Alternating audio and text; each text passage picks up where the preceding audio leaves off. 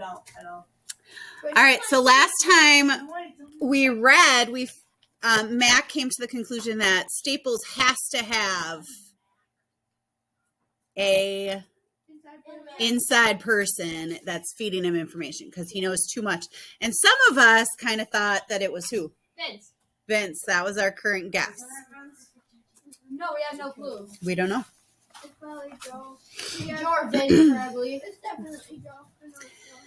That night, after I convinced my dad that I was finished with my homework, I went over to Vince's house to discuss a plan to oust the rat. As much as going to Vince's at night creeped me out due to its proximity to the creek, I still tried to go over there once in a while, so he didn't feel bad about where he lived. We sat in his bedroom and played video games while we talked. I loved his room because it was covered in Cub stuff, posters, a framed autographed jersey that we bought a few years ago with our profits, banners, baseball cards. He even had Cub sheets on his bed. He had one amazing poster that was like this panoramic shot of Wrigley Field. You could never go wrong, brainstorming under the gaze of so much Cub stuff. Staples clearly has an informant, someone close to our operation, I said. Given the exchange Joe and I saw between Brady and Jakey Boy earlier, I think it's pretty obvious who the number one suspect is. Brady likely owes Staples a bunch of money and is now spying on us to help repay it. Vince nodded, but Joe seemed less certain. I'd be careful jumping to conclusions, Mac. It could be just a coincidence. We really shouldn't assume anything. We need to be sure before we do anything drastic, Joe said. That's right, Mac, Vince said. How do we know Brady wasn't arguing on our behalf? Maybe they were arguing about Jakey Boy taking bets. Plus, we can't forget Nubby, Great White, and Kitten as suspects.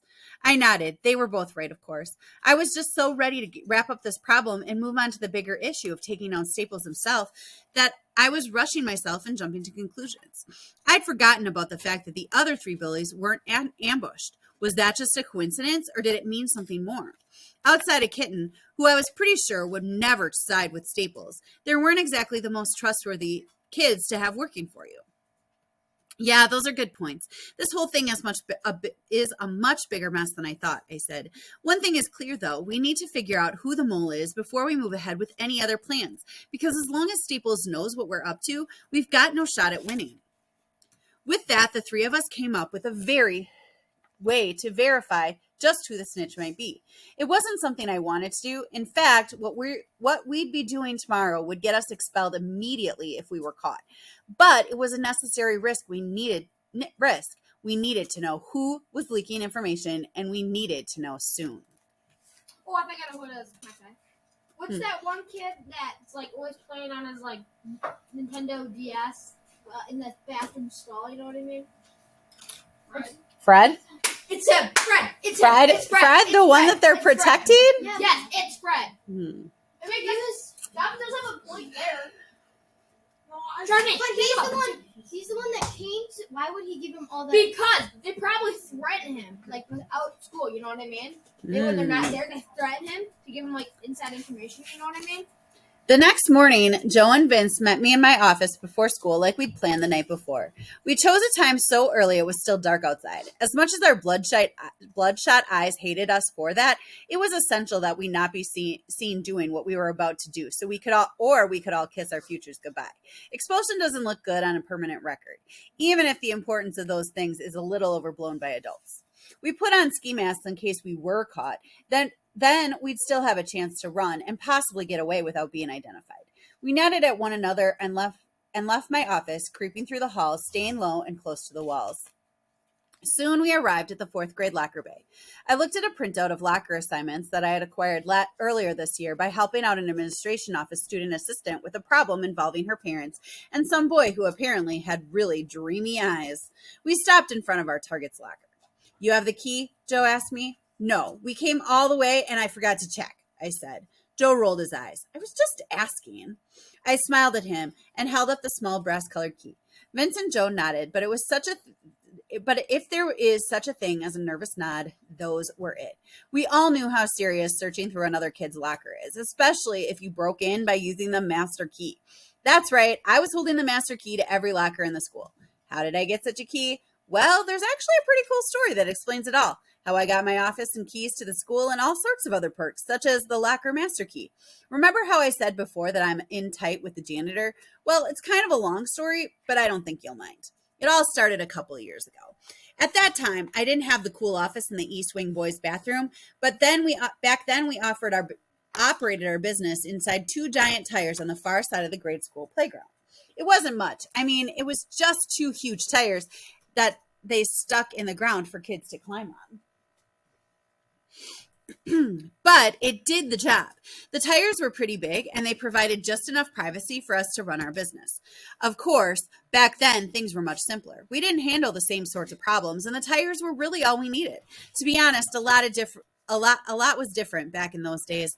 I even had a different strongman. We called him Bazan. You're fine. The story of what happened to good old Bazan is pretty long and complicated itself, so I'll leave that for some other time. Anyways, like I was saying, back then business was pretty simple. I worked out of the tires with Vince and Bazan and mostly just handled easy stuff like writing kids notes to give to their crushes or maybe getting them snacks that their parents wouldn't buy for them. Young kids had a lot of simple problems that they just couldn't solve themselves, so business was booming. But it was booming in a small sort of way because they also didn't have much money. About that time, the school was experiencing some problems of its own. It seemed that some kid had been splattering the school with graffiti. It was everywhere, in the bathrooms, on the side of the building, on lockers, on walls, on the trophy case. The artist even managed to tag the principal's door. The coolest part was that the graffiti wasn't lame stuff like a name or a dumb saying. It was actually really awesome caricatures of all the school's teachers and staff, like the lunch ladies and the counselors. The drawings were really funny. They always point out the teacher's funniest parts. Like Mr. Dickerson, the graffiti version had a really huge balding head and big creepy eyes, just like the real Mr. Dickerson. One of the math teachers, Mr. Thompson, had two big front teeth, and his graffiti picture had even bigger front teeth and little bunny ears. My personal favorite was the drawing of a history teacher named Mr. Ritter. Mr. Ritter had thick, huge fingers, and in the graffiti drawing, his fingers were giant sausages. Everyone started calling him sausage fingers. It was a little obvious, but still pretty hilarious. Pretty much all the kids loved the graffiti drawings, but of course the teachers really hated them. After a few weeks, the artist had drawn almost all the school staff and still hadn't been caught. It's pretty amazing, really, especially with all the teachers on high alert. He was so good at not getting caught that all the kids started calling him the graffiti ninja. Not even the students knew his real identity. All this had gone on for a while. The school began to put serious pressure on the janitor to clean up all the graffiti as soon as possible. The problem was that the graffiti ninja used a Magnum 44 marker to do his drawings. I don't know if you've ever seen a Magnum 44 marker, but they're huge. They're like almost the size of a baseball bat practically, and they smell like a billion chemicals all mixed together with gasoline. The ink is almost impossible to wash off. In fact, to this day, you can still see the faint outlines of some of the graffiti ninja's work. So the janitor was getting pretty frustrated. It wasn't easy cleaning up graffiti all the time, not to mention all the usual stuff he had to clean around the school, like toilets and whatnot. He didn't know where to turn, and I suppose that's why he eventually came to me. That's why most people came to me, because they didn't know what else to do.